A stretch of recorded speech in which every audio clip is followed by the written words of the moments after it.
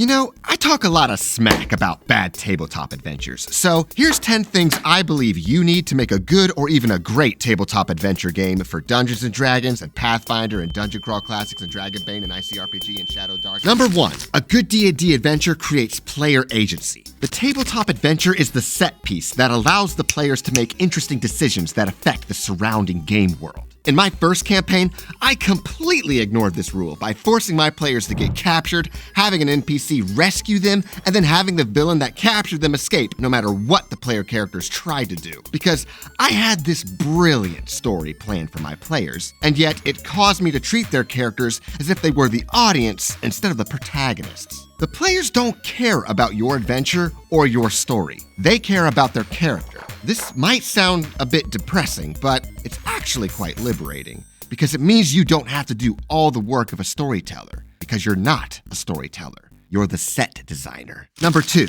a good D&D adventure has both choices and consequences. We often like to label adventures as being either railroady or sandboxy, but an adventure feels like a railroad when the amount of choices the players can make is limited. This doesn't mean it's bad, it just means if you were to run that adventure 10 different times for 10 different groups, their experience will be pretty similar. But you can still make a good railroad adventure by providing other types of choices and consequences along the railroad. Consequence is often considered a negative word, but consequences can be positive as well. When you show the players the consequences of their choices, the game world feels more believable as a result. Number 3, a good D&D adventure allows players to do what they want, not what they should be doing. When you create an adventure with choices and consequences, you have to accept that players won't always pick the choices you'd hope they'd make. If the whole adventure falls apart because the players decided to join the goblins instead of relieving them from this mortal coil, you might feel disappointed at first, but your players might actually be having a good time because they're exercising their agency. Your job is to determine what the natural consequences are of their choices. Of course, if the players say they want to be the heroes at session 0, yet act like the villains in sessions 1, 2, and 3, it might be time for another session 0 to determine what you and the players really want out of this game. Number 4, a good D&D adventure has... Wait, I didn't write the... Gotcha! This video is sponsored by Kobold Quest from Ashes to Empire Kickstarter. Play as kobolds in this mid-level campaign for 5e, Pathfinder 1st and 2nd edition, and OSR systems. In the sequel to Kobold Quest, you can... Wait, do you need to play the first one to play this one? Oh, thank you, ma'am.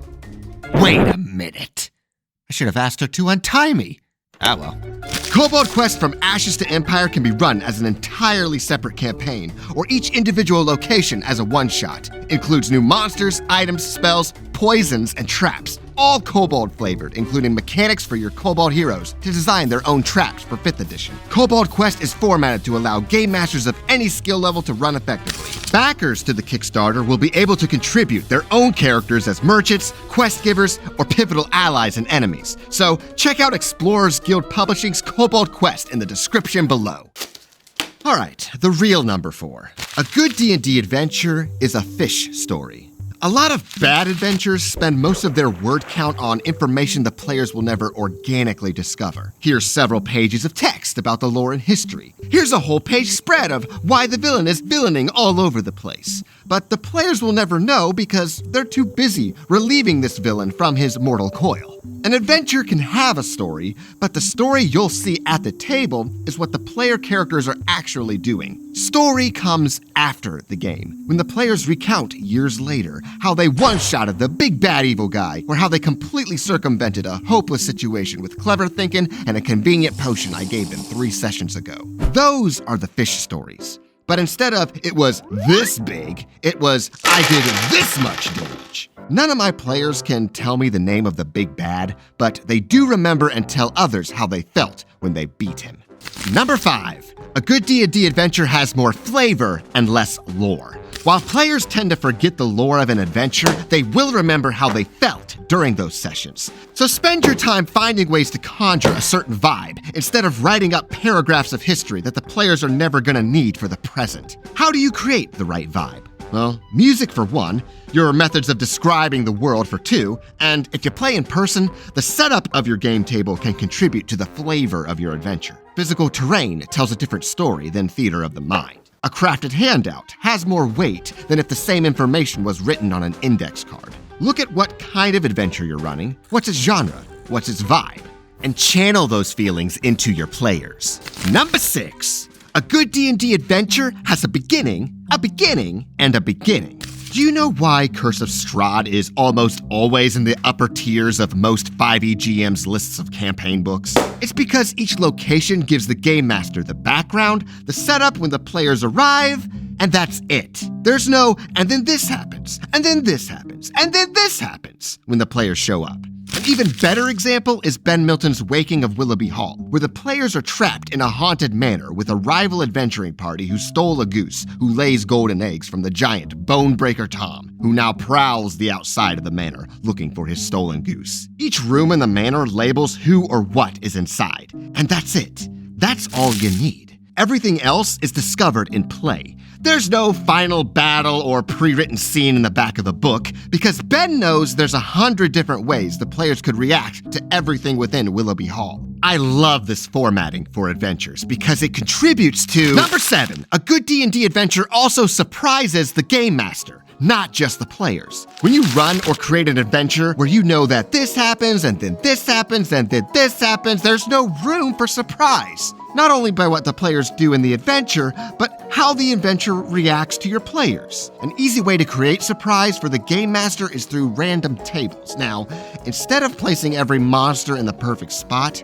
why not take a couple of them and put them on a wandering monster table? Maybe they'll show up at the most inconvenient time. Maybe they won't show up at all.